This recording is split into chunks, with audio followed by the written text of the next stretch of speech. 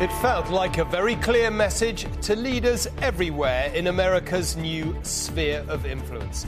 As Nicolas Maduro was very publicly paraded for the cameras on his way to a New York court, no one could miss the symbolism. If you don't do what we want, this could be you. I was in court a few metres away from Nicolas Maduro as he was being led away.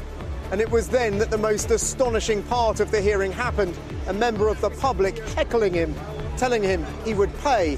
Nicolas Maduro replied, "In the name of God, you will see. I will be free." And if anyone somehow missed the message, Donald Trump spelled it out himself on Air Force One.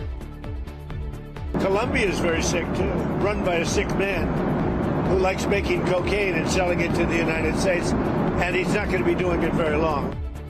And nor was it only America's enemies in the president's sights. He was equally explicit about the fate of Greenland, part of NATO ally Denmark. We need Greenland from a national security situation. It's so strategic. Hard then to shake the sense the New World Order was being reshaped before our eyes. I remain deeply concerned that rules of international law have not been respected with regard to the 3 January military action. As so often with the US president, we are left with so many questions. What happens if US troops do occupy all of Greenland? Would we be bound to assist Denmark in defending it? And if this is the New World Order, what if China tries to kidnap the Prime Minister of Japan or South Korea? What then? Also on News at 10 tonight. It was back to work and school, except for in those parts of the UK where the weather had other ideas.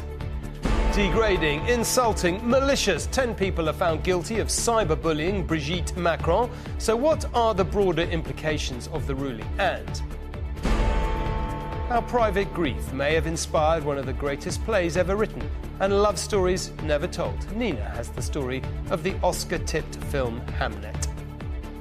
I'm biased because we just made the film that we made, and I'm like, no, Shakespeare loved his wife.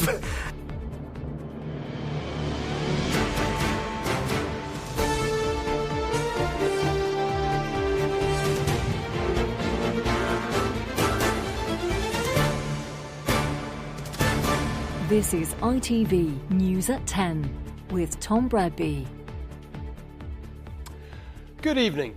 Of all the astonishing moments of this Trump presidency to date, few can rival the dramatic scenes as the sun rose over New York City. His hands bound and surrounded by armed guards, Venezuela's ousted president Nicolas Maduro was flown by helicopter, the Statue of Liberty looming in the background, as he headed to court.